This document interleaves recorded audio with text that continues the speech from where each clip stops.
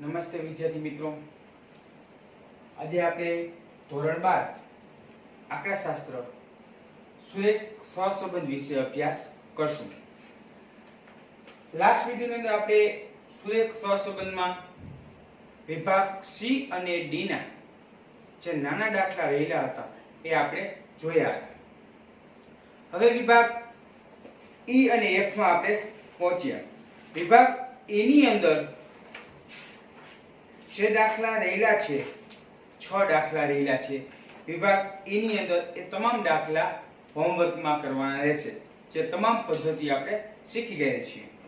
હવે વિભાગ એફ ની અંદર જોઈએ આપણે તો વિભાગ એફ ની અંદર 1 2 3 4 5 અને 6 1 થી 6 દાખલા હોમવર્કના કરવાના રહેશે. એટલે કે વિભાગ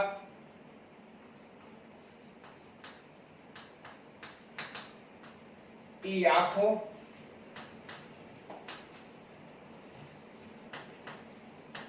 વિભાગ એફ 1 થી 6 દાખલા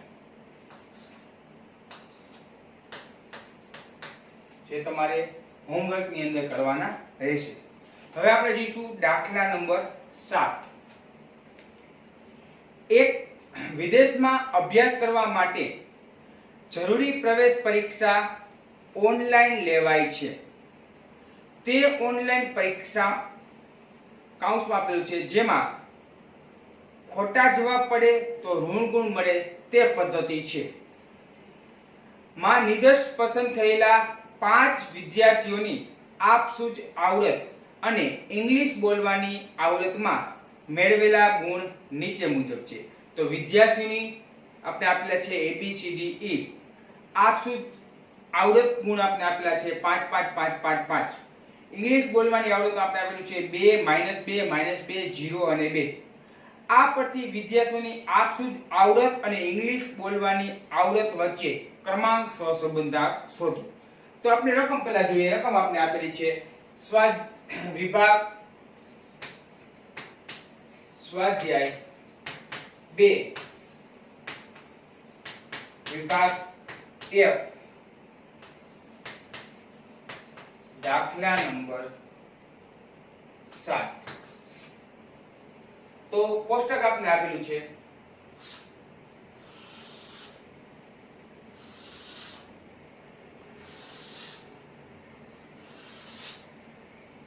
વિદ્યાર્થીઓ આપસૂચ આવડતમાં ગુણ. આપસૂચ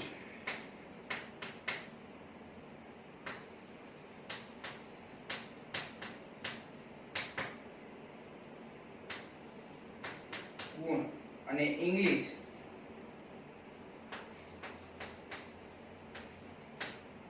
બોલવાની આવડતમાં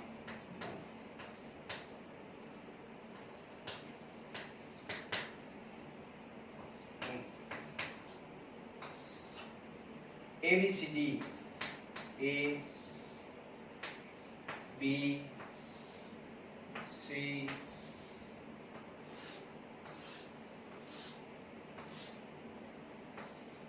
D અને E. આ તમામ આપણે આપેલા છે 5. આમાં આપણે આપેલા છે 2 -2 -2 0 અને 2. આવી આપણે રકમ આપેલી છે. આ રકમ પરથી આપણે ક્રમાંક સહસંબંધાંક શોધવાનો છે. તો એનો મતલબ કે આપણે સ્પેરમેન ક્રમાંક સહસંબંધાંક શોધવાનો, પણ આપણે આપેલા છે એ અવલોકનો રહેલા છે, ક્રમ નથી આપેલા. તો પહેલા આપણે એને ક્રમ આપવો પડશે. તો સૌપ્રથમ તેને ક્રમ આપીએ. તો વિદ્યાર્થી પહેલા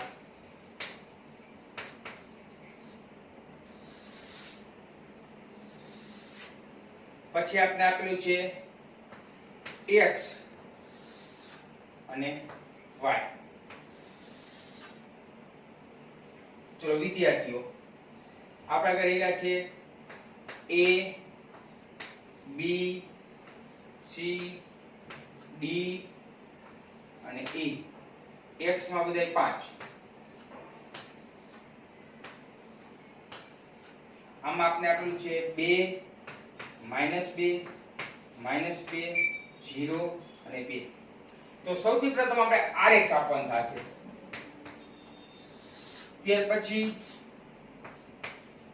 ry અને d બરાબર rx ry અને છેલ્લે આપણે મળશે d નો સ્ક્વેર આટલા કોલમ ઓબ્જેક્ટ બને રહેશે તો rx માટે આપણે x માં જોઈએ તો સૌથી મોટી રકમ કાઈ કોઈ વસ્તુ નથી એક જ સંખ્યા આપણે આપી બધાયમાં 5 તો કેટલા 5 છે તો આપણે 1 આપી શકીએ 2 આપી શકીએ 3 આપી શકીએ 4 આપી શકીએ 5 5 થઈ જાય તો 5 ને 1 થી 5 ક્રમ આપણે આપી શકીએ દાખલા તરીકે આને આપણે આપી શકીએ 1 ક્રમ આને આપણે 2 ક્રમ આપી આને 3 આપી આને 4 આપી આને 5 આપી તો 1 થી 5 સુધીનો સરવાળો આપણે કરીએ તો 1 થી 5 સુધીનો સરવાળો આ 1 2 3 3 4 5 6 7 8 9 10 10 ને 5 15 કુલ ટોટલ કેટલો થયો 15 હવે સંખ્યા કેટલી છે 1 2 3 4 ને 5 અને 5 વડે ભાગો ભાગ્યા 5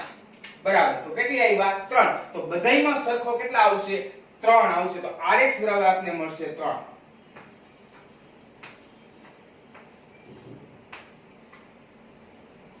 ખાસ ધ્યાન રાખો બધી સંખ્યા સરખી હોવાથી બધાયને ક્રમમાં આપણે ક્રમ આપી શકીએ 1 2 3 4 ને 5 તો 1 થી 5 સુધીનો આપણે સરવાળો કર્યો અને સંખ્યા 5 અને 5 વડે આપણે શું કરી નાખ્યા ભાગી નાખ્યા જે આપણે ક્રમ આપેલા હતા તે મુજબ હવે આપણે rx મળી ગયું rx કેટલા મળ્યા 3 હવે ry ની અંદર આપણે જોઈએ સૌથી મોટા કોણ છે તો 2 એમાં બે સંખ્યા છે તો આને 1 આપશું આને કેટલા આપી 2 2 અને 1 અને 2 એટલે કેટલા થયા 3 3 ને 2 વડે ભાગો તો 3 ભાગ્યા 2 એટલે કેટલા આવશે 1.5 તો આને આપણે આપશું 1.5 આને પણ આપશું 1.5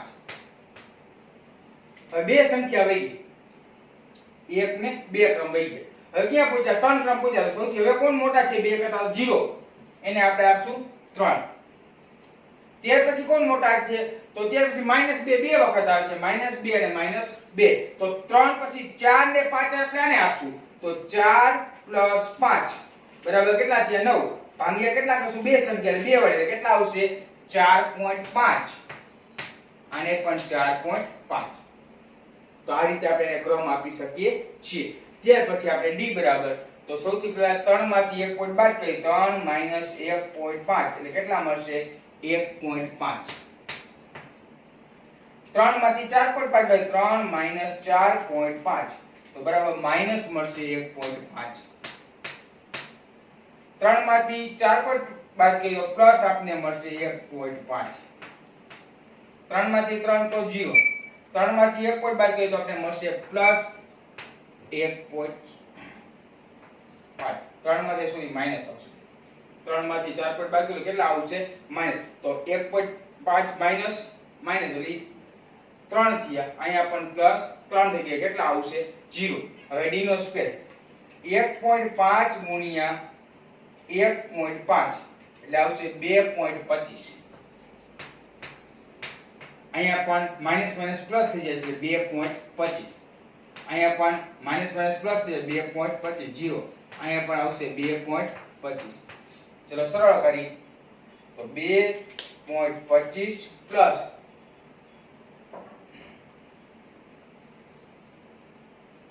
2.25 પ્લસ 2.25 પ્લસ 2.25 તો આપણે મળશે સિગ્મા d નો સ્ક્વેર બરાબર 9 તો 2 4 5 6 7 8 ને 1 9 હવે આપણે d નો સ્ક્વેર સિગ્મા d નો સ્ક્વેર મળી ગયો તો આપણે cf શોધવાનું થશે તો સૌથી પ્રથમ પહેલા cf શોધવા cf માટે કારણ કે પુનરાવર્તન અવલોકન થતા હોય ત્યારે આપણે cf શોધવાનું થાય તો cf શોધવા માટે પુનરાવર્તન થતા અવલોકન m સૂત્ર મૂકી m ઘન માઈનસ 12 સોરી m ઘન માઈનસ m ડિવાઇડ 12. ચલો હવે કયા કયા પુનરાવર્તન થાય? 5 એક વખત. પહેલા અવલોકનમાં 5 કેટલી વખત આવે? 1 2 3 4 ને 5 વખત. ત્યાર પછી 2 કેટલી વખત આવે? 2 વખત. અને -2 પણ કેટલી વખત આવે? 2 વખત. તો પુનરાવર્તનનું એમની જગ્યાએ મૂકી દે. પેલા 5 નો ઘન -5 ડિવાઇડ 12. અહીંયા આવશે 2 નો ઘન -2 ડિવાઇડ 12. અહીંયા પણ આવશે 2 નો ઘન -2 ડિવાઇડ 12. ચલો 5 નો ઘન એટલે કે 5 ગુણ્યા 5 ગુણ્યા 5 બરાબર આવશે 125. 125 માંથી 5 બાદ કરવાના, 12 વડે ભાંગવાના. તો 125 માઈનસ 5 કરી એટલે આપને મળશે 120 ને ભાગ્યા 12 કરી આપને એટલે મળશે 10. ત્યાર પછી અહીંયા કરશું 2 નો ઘન 2 દુ 4 4 દુ ને 8 માઈનસ 2 ડિવાઇડ 12. તો 8 માંથી 2 બાદ કરી અને ભાગ્યા 12 કરીએ એટલે આપણે મળશે 0.5. અહીંયા પણ ઈ જ રીતે 2 નો ઘન એટલે 8 માઈનસ 2 ડિવાઇડ 12. તો અહીંયા પણ કેટલા આવશે? 0.5. તો CF બરાબર કેટલા મળે? 10 ને 11. CF બરાબર 11 એટલે કે સિગ્મા m ઘન માઈનસ m ડિવાઇડ 12 બરાબર પણ 11. હવે આપણે સ્પીયરમેન ક્રમાંક સહસંબંધનું સૂત્ર મૂકી શકીએ. R બરાબર 1 માઈનસ 6 કૌંસમાં sigma d square plus CF છેદમાં n સ્ક્વેર માઈનસ 1 માઈનસ ચલો 6 સિગ્મા d સ્ક્વેર આપણે કેટલા રહેલા છે? તો 9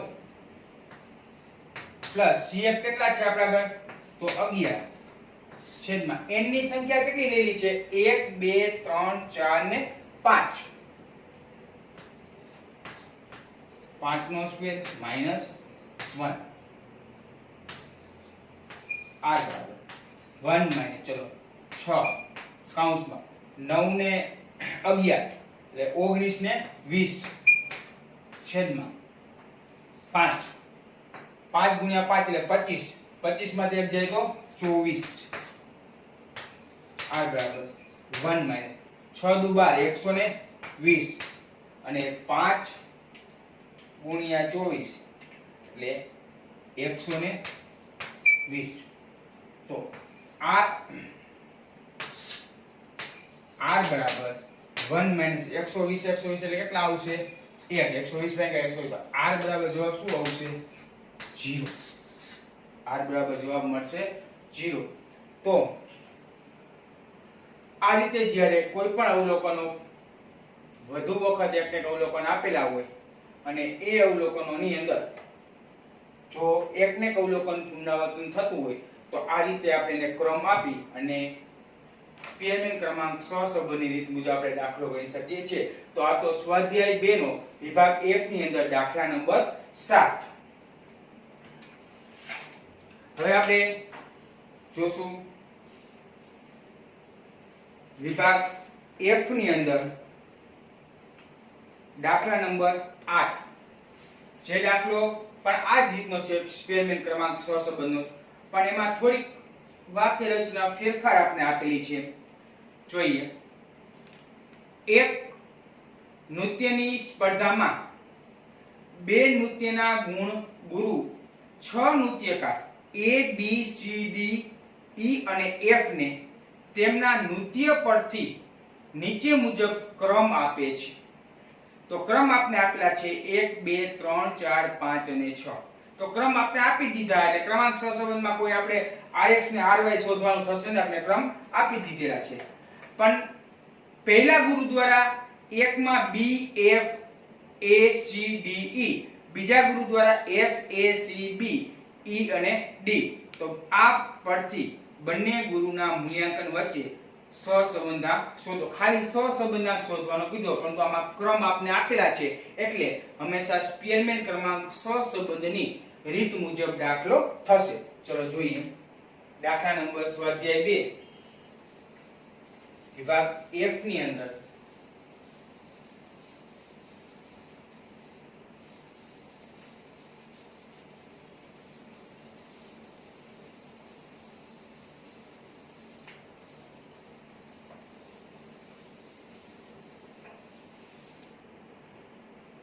દાખલા નંબર 8. ચલો જે કોઈ રકમમાં ધ્યાન આપો. એક નૃત્યની સ્પર્ધામાં બે નૃત્યના ગુરુ 6 નૃત્યકાર A B C D E અને F ને તેમના નૃત્ય પરથી નીચે મુજબ ક્રમ આપે છે. તો આપણે કોષ્ટક એક આપી દીધેલું છે. કોષ્ટક પહેલા જોઈ લઈએ.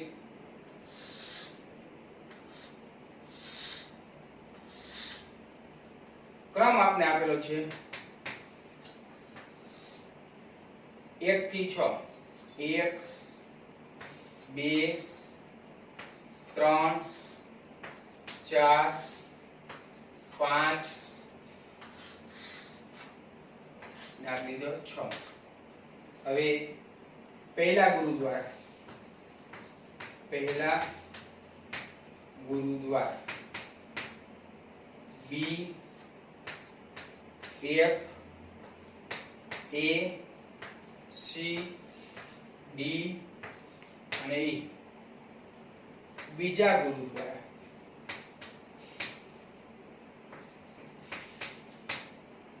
F A C B E અને D. તો આ માહિતી પરથી ખાલી આપણે એમ કીધું કે સહસંબંધાંક શોધો. એટલે સહસંબંધાંક શોધો એટલે આપણે કોઈ પણ પદ્ધતિએ દાખલો કહી શકાય, પણ આપણે રકમ કઈ રીતે આપને આપેલી. જો આપને ક્રમ આપેલા હોય તો ફરજિયાત ક્રમાંક સહસંબંધાંક મુજબ દાખલો ગણી શકાય, અને જો ક્રમ ન આપેલો તો તમે કાલ્પનિક રીતે દાખલો ગણી શકો. પણ આમાં સ્પષ્ટ રીતે ક્રમ આપી દીધા છે 1 થી 6 સુધીના, એટલે ફરજિયાત ક્રમાંક સહસંબંધાંક મુજબ દાખલો ગણવાનો રહેશે. હવે આપને નૃત્યકાર કેટલા રહ્યા છે? તો સૌપ્રથમ નૃત્યકાર છે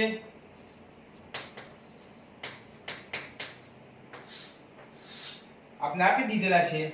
જો કીધું નૃત્યકાર A B C D E અને F રહેલા છે. નૃત્યકાર કેટલા છે?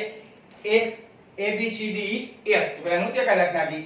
A B C D E અને F. હવે આપણે આપેલું છે RX RY. તો RX ને RY આમાંથી જ આપણે શોધવાનું થાય છે. ધ્યાન આપો. તો A નૃત્યકાર, તો પહેલામાં સૌથી એક ક્રમ જે રહ્યો છે તો એક કેને આપણે આપી શકાય? તો પહેલો જે ગુરુ રહ્યો છે એને આપણે B માં એક ક્રમ આપી શકાય, અને બીજા ગુરુમાં F જ્યાં છે એને કેટલો ક્રમ આપી શકાય? F. તો પહેલા ગુરુની આપણે RX ની આપણે વાત કરી, તો એક જ્યાં B રહ્યો છે ત્યાં કેટલો ક્રમ આપણે આપશું? F. તો B ક્યાં છે? અહીંયા એક ક્રમ આપશું. ત્યાર પછી બે ક્રમ કેને આપશું? તો F ને આપશું. F ને, તો F ને બે ક્રમ આપશું. 2. ત્રણ ક્રમ કેને આપશું? તો A ને આપશું. A ને 3 ક્રમ. આ A ને 3 ક્રમ. ત્યાર પછી 4 કેને આપશું? તો C ને આપશું. તો C ને 4 ક્રમ. D ને કેટલા 5 ને કેટલા ક્રમ આપશું? તો D ને 5 ક્રમ આપશું. આ D ને 5 ક્રમ. પછી 6 કેને ક્રમ આપશું? તો E ને આપશું 6. આ રીતે આમાં ક્રમ આપી શકાય. ખાલી માત્ર ABCD F આપેલી, એટલે અહીંયા ખાલી રકમની અંદર મૂંઝવણ ન થાય એની બાબત માટે ખાસ દાખલો લીધો કે આ રીતે એને ક્રમ આપી શકાય છે. બીજો દાખલો તો સહેલો છે, ખાલી માત્ર ક્રમ આપવાની એક વાત હતી. ચલો ત્યાર પછી y ની અંદર એટલે કે RY ની અંદર બીજા ગુરુએ આપેલા ક્રમ છે. તો એક નંબર કેને આપશું? તો F ને આપશું. બીજામાં F કોણ રહેલું છે ને એક નંબર આપશું. બે નંબર કેને આપશું? તો A ને આપશું. A ને 2 નંબર. 3 નંબર કેને આપશું? C ને. C ને 3 નંબર. 4 નંબર કેને આપશું? તો B ને. આ B ને 4 નંબર આવ્યા. અને 5 નંબર કેને આપશું? તો E ને. E ને 5 નંબર. અને 1 ને 6 ને કેટલા નંબર આપશું? તો D જે રહ્યું છે ને 6 નંબર આપશું. હવે આપણે સિમ્પલ રીતે D બરાબર rx માઇનસ ry અને d નો સ્ક્વેર. તો rx માં 3 માંથી 2 જાય તો 1, 1 માંથી 4 જાય તો -3, 4 માંથી 3 જાય તો 1, 5 માંથી 6 જાય તો -1, 6 માંથી 5 જાય તો 1, 2 માંથી 1 જાય તો 1, 1 2 3 અને 4, 4 પ્લસ 3 ને 1 માઈનસ 4 માઈનસ એટલે સિગ્મા d બરાબર 0 મળી. હવે આપણે d નો સ્ક્વેર કરી નાખવાનો. ચલો આનો સ્ક્વેર કરી 1 નો સ્ક્વેર 1, 3 નો સ્ક્વેર 3 કરીને 9 પણ માઈનસ એટલે પ્લસ થઈ જશે. 2 માઈનસ એટલે 9. અહીંયા 1, અહીંયા પણ 1 નો સ્ક્વેર 1, અહીંયા પણ 1 અને અહીંયા પણ 1.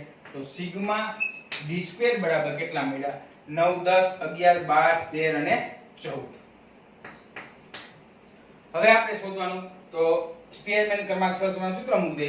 r બરાબર 1 માઈનસ 6 સિગ્મા d સ્ક્વેર છેદમાં n સ્ક્વેર માઈનસ 1. r બરાબર 1 માઈનસ 6 સિગ્મા d સ્ક્વેર કેટલો આપણે મળ્યો? 14. n બરાબર કેટલી સંખ્યા? 1 2 3 4 5 અને 6. 6 નો સ્ક્વેર માઈનસ 1 માઈનસ 14 ગુણ્યા 6 એટલે આપણે મળશે 84 છેદમાં 6. 6 ગુણ્યા 6 66 36, 36 માંથી 1 જાય એટલે કેટલા આવશે? 35. r બરાબર 1 માઈનસ 84 છેદમાં 6 ગુણ્યા 35 એટલે આવશે 210. r બરાબર 1 માઈનસ 84 ભાગ્યા 210 એટલે મળશે 0.4 અને r બરાબર આવશે 0 1 માંથી બાદ કરો 0.4 એટલે r બરાબર આપને કિંમત મળશે 0.6. તો આ રીતે જ્યારે આપણે ABCD આપેલી હોય તો આ રીતે આપણે એનો નૃત્યકારને ક્રમ આપી અને આપણે દાખલો ગણી શકીએ છીએ. તો આપણે અત્યારે 7 અને 8 દાખલા સુધી રાખશું. હવે આમાં આપણે વિભાગ F ની અંદર એક 9 10 11 માં તો મેં તમને વેલા લેસનમાં આપી દીધેલો હતો અને 12 ત્રણ દાખલા રહેલા છે 9 10 અને 12. તે ત્રણ દાખલા નેક્સ્ટ વિડિયોની અંદર જોશું. અસ્તુ.